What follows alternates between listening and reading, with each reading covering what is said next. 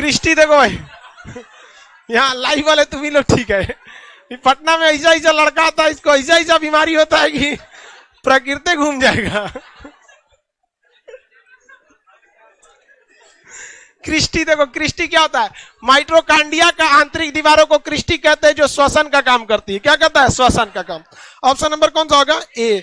अगला, परक नली में डीएनए संश्लेषण ना भैया, देखो सबसे पहले डीएनए को देखा था कार्ल्सबर्ग। किसने देखा था? कार्ल्सबर्ग। और कहां देखेगा?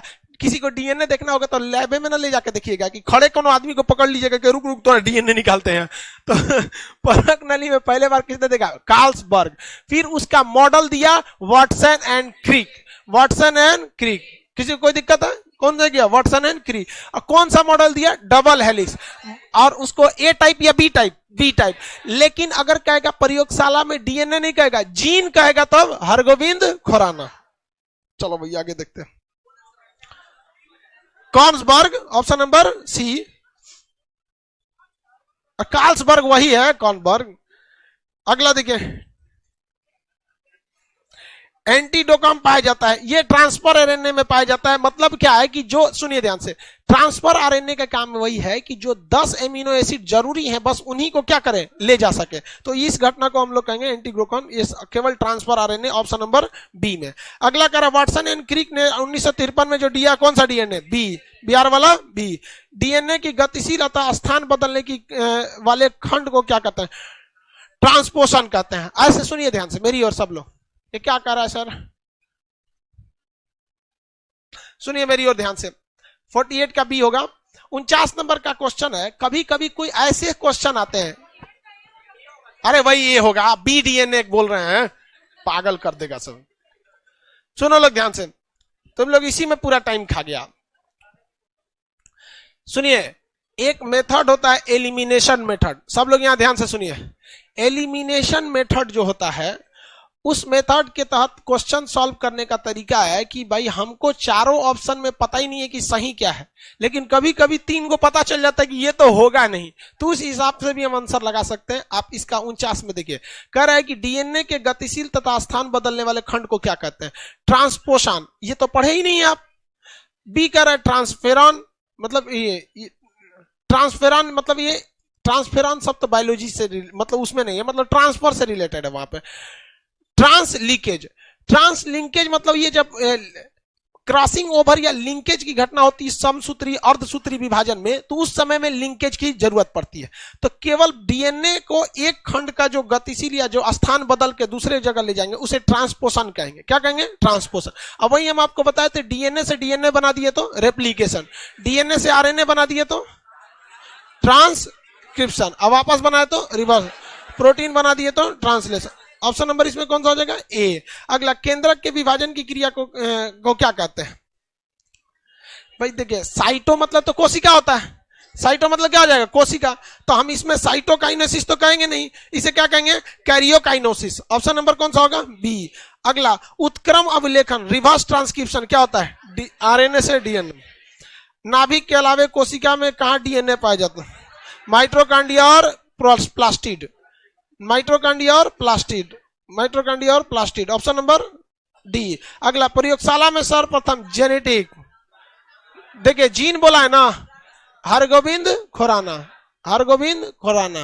अगला, सूची 1 को सूची 2 से मिले। प्रकाश संश्लेषण, हरित लवक क्लोरोप्लास्ट, खनिज उद्ग्रहण जीव द्रव्य उसमें स्टोर करके रखता है, श्वसन सूत्रकणिका यानी माइट्रोकांडिया, प्रोटीन संश्लेषण राइबोसोम। ऑप्शन नंबर कौन सा होगा? सी। ऑप्शन नंबर सी।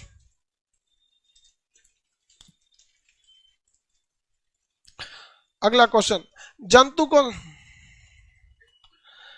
जंतु कोशिका निम्नलिखित में से कौन सा अनुपस्थित होता है? हाँ, सेल्यूलोज, सेल्यूलोज वाली कोशिका भी होता ही नहीं है। सर ये 2 या 3 लाइन क्या होता है एटीजीसी में? अरे यार, कौन दुनिया से है?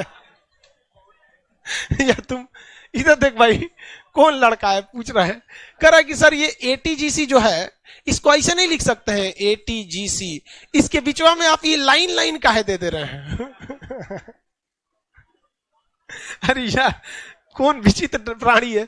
ये हाइड्रोजन बॉन्ड है, इनके बीच में डबल बॉन्ड होता है, इनके बीच में ट्रिपल बॉन्ड होता है। आपको इजीली एग्जाम में आ सके, याद हो सके, इसलिए हम इसको बता दिए हैं। ये दोनों को हम कहते हैं पायरीन, ऐसे क्या कहते हैं पायरिडीमीन।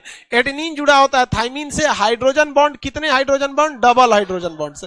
अब ये कह रहा है कि सर ऐसे नहीं लिख सकते हैं, मतलब प्रयोगशाला समझ गया है तू क्लास को। एक ऐसे ही लड़का था, जब हम मैट्रिक का एग्जाम दे रहे थे तो उसमें एक क्वेश्चन आया था इस टाइप का, मतलब क्या था, साइन 40 डिग्री प्लस ऐसे करके कुछ और था शायद, साइन 50 डिग्री ऐसे था करके कुछ। तो भाई इसमें साइन ए प्लस साइन बी न जुड़ेगा, फॉर्मूला होगा। तो उसने कहा, हम उसको चीट करा रहे थे तो मेरे बगल में बैठा था, फेल हो गया बेचारा, मतलब 1 साल लेट हो गया, 1 साल तक दिखाई नहीं। तो हम इसको लगभग 1 पेज लग जाएगा। साइन ए प्लस बी का फॉर्मूला लंबा होता है, सरकारी स्कूल का कॉपी जो मैट्रिक का होता था आदमी उसको जानबूझ के भर देता है कि नंबर ज्यादा में। तो उसको दिए कि देख ले ऐसे होगा, बगले में बैठा था, कह रहा इधर इतना इजी सवाल है रे, साइन कॉमन ले ले 40 प्लस।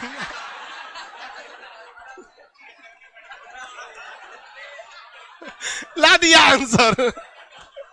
कहा कि तुम हमसे क्या कर रहा है पता है, हम तुमको बहुत होशियार समझते थे भाई, इतना छोटा सवाल के तू इतना बड़ा कर रहा है।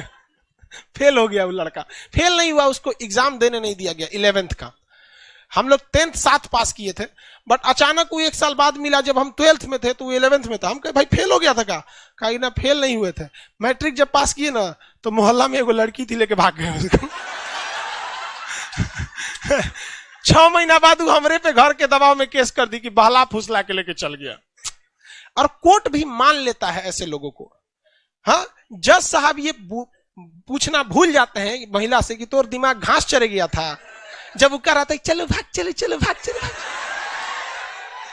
जज भी मानता है कि महिलाओं को बहलाना फुसलाना आसान होता है, उतना बुद्धि नहीं लगाती है।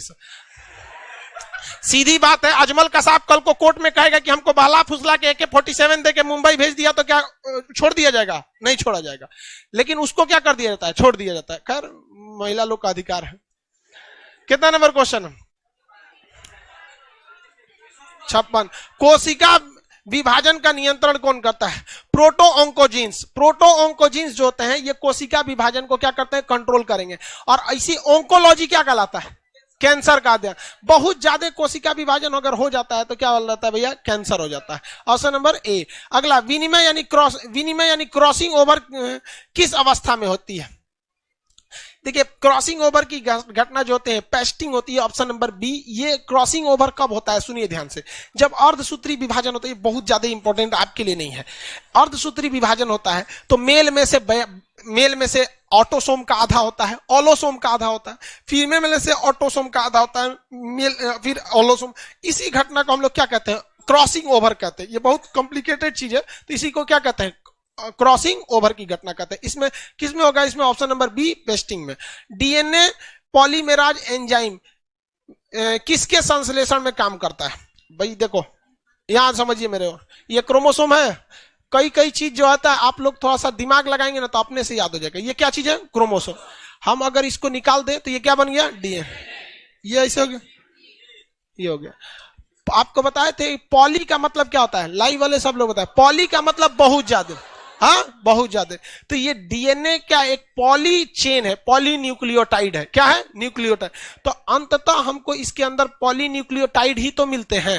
अंदर देखेंगे तो क्या रहता है? पॉलीन्यूक्लियोटाइड। ये क्या चीज है? खंड, जीन, ये डीएनए, ये क्रोमोसोम। लेकिन अंदर क्या रहेंगे? न्यूक्लियोटाइड रहेंगे। क्या रहेंगे? न्यूक्लियोटाइड। तो वही पूछ रहा है डीएनए के पॉलीमेराज एंजाइम, पॉली मतलब बहुत सारे, एंजाइम में किसका काम करता है? डीएनए से आरएनए, आरएनए से न्यूक्लियोटाइड से डीएनए। भाई न्यूक्लियोटाइड है ये। इस न्यूक्लियोटाइड को एक पास लाएंगे, सारे को एक पास ले आके क्या बनेगा? डीएनए बनेगा। ऑप्शन नंबर सी। प्रोकैरियोटिक कोशिकाओं की संरचना में नहीं पाई जाती है। केंद्रक, कला, केंद्रिका, रिक्तिका, इस सब में कोई नहीं पाई जाती है। प्रोकैरियोटिक में केंद्रक के अंदर केंद्रक कला नहीं रहेगी। Option number D. अगला, डीएनए बहुलक यानी पॉलीमर होता है। किसका? डीएनए किसका बहुलक होता है? सब लोग ध्यान से समझिए। बहुलक को इंग्लिश में कहा जाता है, लिखा है कि नहीं? पॉलीमर। सब लोग ध्यान से इधर देखिए। लाइव वाले सारे लोग। बहुलक का मतलब होता है, इंग्लिश में उसे कहते हैं पॉलीमर। जब कभी कोई छोटी छोटी चीजों को मिलाकर एक बड़ी सी चीज को बना देते हैं तो उसे हम क्या कहते हैं, पॉलीमर। और छोटका को कहते हैं मोनोमर। छोटका को क्या कहेंगे, मोनोमर। और उस छोटका से मिला के बहुत ज्यादा बना देंगे तो क्या हो जाएगा, पॉलीमर। जैसे जो दीवार, आप दीवार बनाएंगे ना तो ईंटा लेंगे, क्या लेंगे, ईंट। ईंटा साज देंगे तो दीवार बन जाएगा। साज दीजिए, बिना सीमेंटों का साज देंगे तो ईंटा हो गया मोनोमर। ईंटा क्या हो गया, मोनोमर। लेकिन इसको साजते जाएंगे इसे तो कई सारे मोनोमर मिलके क्या बना देते हैं, पॉलीमर। तो क्वेश्चन पूछेंगे कि दीवार किसका पॉलीमर है, ईंटा का। ईंटा का क्या है, पॉलीमर है। उसी से जैसे लड्डू बनाना है तो पहले क्या छानेंगे, बुनिया, छोट छोट बुनिया। तो बुनिया क्या हो गया, मोनोमर। और उसको लेके कितना साइज का लड्डू, ब्याह का लड्डू है तो बड़का बड़का देखेंगे दौरी में उसको, हाँ हाँ बड़ा बड़ा। तो वो सब क्या होता है, लड्डू किसका बहुलक है, पॉलीमर, मतलब बुनिया का। उसी तरह डीएनए किसका बहुलक है, तो आप ये कह सकते हैं कि डीएनए जीन का है। लेकिन अंततः जीन फिर पूछ देगा जीन किसका बहुलक है, तो न्यूक्लियोटाइड। किसका, न्यूक्लियोटाइड। तो हम अगर कोई लड़का या कभी क्वेश्चन आ जाए कि क्या जीन, क्या डीएनए जीन का पॉलीमर है, तो मार सकते हैं कि नहीं, मार सकते। लेकिन एक्यूरेट में अच्छा कौन रहेगा, न्यूक्लियोटाइड। बताइए इसमें कौन होगा, न्यूक्लियोटाइड। इसके आगे और भी तो बताएं, न्यूक्लियोटाइड बटेगा न्यूक्लियोसाइड में, फास्फेट में, बेस में, नाइट्रोजन बेस इत्यादि में। अगला देखिए, मानव शरीर में मौजूद निम्नलिखित कोशिका में से किसमें माइटोकॉन्ड्रिया नहीं पाई जाती, आरबीसी। कौन सा हो जाएगा, आरबीसी। निम्नलिखित में से किस कोशिका का नियंत्रक केंद्रक में होता, सॉरी निम्नलिखित में कोशिका का नियंत्रण केंद्र कौन सा होता है, केंद्रक होता है। 63, निम्नलिखित कोशिका में सूक्ष्मतम जीव कौन सी होता है, माइकोप्लाज्मा। अगला, चिकनी अंतः प्रदत्त मतलब वो कह रहा है स्मूथ राई एंडोप्लाज्मिक रेटिकुलम। मेरी ओर देखिए, किसकी बात कर रहा है वो,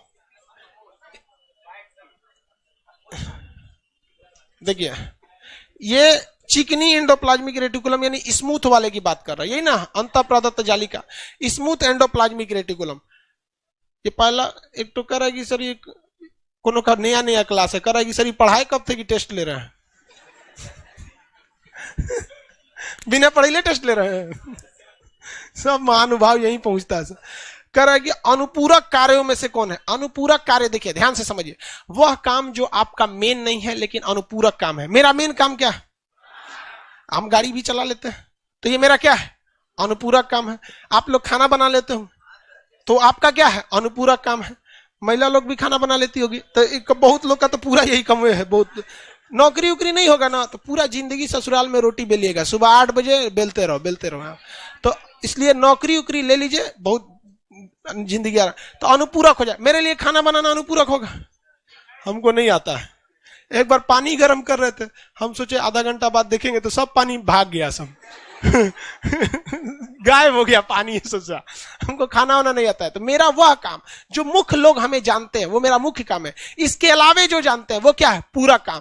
तो आप अपने पूरक काम में अच्छे हैं या नहीं इससे कोई मतलब नहीं बनता है, आप अपने मुख्य काम में सही रहना चाहिए। तो कह रहा है कि इसका जो स्मूथ वाला है इसका तो मुख्य काम है वसा बनाना, इस रफ वाले का काम क्या है, राइबोसोम की मदद से प्रोटीन बनाना।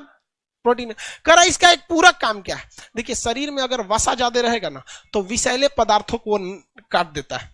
वसा जो रहेगा, अगर शरीर में वसा बहुत ज्यादा एक्टिव है तो विषैले पदार्थ वसा में घुल के क्या हो जाते हैं, न्यूट्रल हो जाते हैं सब। तो इसका एक मुख्य काम क्या है, वसा का निर्माण करना। दूसरा विषैले पदार्थों को क्या करना है, नष्ट करना। और वसा जो होती है वो ज्यादातर जाके स्टोर हो जाती है कहां पर, लीवर में। कहां हो जाती है, लीवर में। इसलिए क्वेश्चन पूछेगा कि जहर दे के मारेंगे तो किस अंग से पता चलेगा कि जहर खा के मारा था, लीवर। किससे पता चल जाएगा, लीवर। क्योंकि लीवर अगर डैमेज हो गया वहां की सेल ना तो समझ जाइए कि इसको जहर दे के मारा गया। तो वसा वगैरह कहां स्टोर रहती है, लीवर। और वसा बनता कहां है, स्मूथ एंडोप्लाज्मिक रेटिकुलम। तो कहां का क्वेश्चन कहां से लिंक करके दिया है, समझ में आ गया कि नहीं आ गया। कौन सा एक काम है, विषैले पदार्थों का मतलब निष्क्रिय करना। राइबोसोम होते हैं, क्या होते हैं भैया, ऑप्शन नंबर 64 का कौन सा होगा, दिल्ली वाला डी, विषैले पदार्थ। अब क्या पूछ रहा भैया, राइबोसोम। ये रहा आपका राइबोसोम। तो राइबोसोम क्या होते हैं भैया, एक बात बता भैया, क्या गजब बात बोलता है सर। खान सर क्या है, तो विद्यार्थी। अरे भैया हम तो विद्यार्थी को पढ़ाते ना हैं। तो राइबोसोम प्रोटीन थोड़े, तो प्रोटीन बना रहा है। राइबोसोम भी एक तरह का आरएनए है। जिसमें मुख्य रूप से आरएनए, अभी पूरा नाम नहीं पढ़े हैं, राइबोसोम आरएनए, राइबोसोम आरएनए। भाई वो तो बनाता ना प्रोटीन है, खुदे प्रोटीन थोड़े है। ऑप्शन नंबर कौन सा होगा? बी, बिहार वाला बी। अगला क्वेश्चन, यूकैरियोटिक कोशिका में प्लाज्मा झिल्ली किसकी बनी होती है? फास्फोलिपिड। Option number A. हमारे तंत्र में अधिकतम एटीपी अणुओं का उत्पादन कौन सा होता है? एटीपी का निर्माण हमारे अणुओं में कौन करता है? क्रेब्स चक्र। कौन से, कहां पर होता है ये क्रेब्स चक्र? माइटोकॉन्ड्रिया में। क्रेब्स चक्र कहां होता है? माइटोकॉन्ड्रिया में। यह है माइटोकॉन्ड्रिया। ऐसे खुला नहीं रहता बाबू, ढका हुआ रहता है माइटोकॉन्ड्रिया। खोल के अंदर पढ़ने के लिए बताया गया है। शुक्राणु और अंडाणु का निर्माण किसमें? भाई एक बात बता, शुक्राणु और अंडाणु ये जनन में भाग लेंगे, और जनन कोशिका के समय क्या समसूत्री होता है या अर्धसूत्री? अर्धसूत्री को इंग्लिश में क्या कहते हैं? मियोसिस। क्या कहेंगे? मियोसिस। तो इसमें रखेंगे मियोसिस। अगला, कौन सी अवस्था सबसे छोटी होती है? एनाफेज। किस अवस्था में सेंट्रोसोम विभाजित होते हैं? सेंट्रोसोम किस में विभाजित हो जाते हैं? देखो भाई, इसमें टेलोफेज में सारा काम अलग हो जाता है, जस्ट उसके पहले वाले में होगा एनोफेज में। देखो टेलोफेज एकदम लास्ट स्टेज है, कुछ नहीं होता, बस फाइनल फिनिशिंग का काम होता है। सारा कुछ किसमें हो जाता है? एनोफेज में। समसूत्री विभाजन के फलस्वरूप कितनी कोशिका बनेगी? उतना, एक से बन के कितना बटेगी? 2। Option number A. अर्धसूत्री विभाजन होता है जनन कोशिका में। क्रॉसिंग ओवर किसमें होगा? अर्धसूत्री विभाजन मियोसिस में। अर्धसूत्री विभाजन मियोसिस में। विभाजन की किस अवस्था में केंद्रक झिल्ली गायब हो जाती है? मेटाफेज में होती है। झिल्ली गायब हो जाती है, इसलिए मेटाफेज अध्ययन के लिए सबसे अच्छा माना जाता है। समसूत्री विभाजन में सूत्र कोशिकाओं में गुणसूत्रों की संख्या मातृ कोशिका में कितनी होती है? भाई बताइए, समसूत्री में क्या गुणसूत्र बढ़ते घटते हैं? नहीं। लेकिन अर्धसूत्री में आधे हो जाते हैं, तो इसमें क्या होगा? बराबर रहते हैं। क्या रहेंगे? बराबर। किसी को कोई दिक्कत?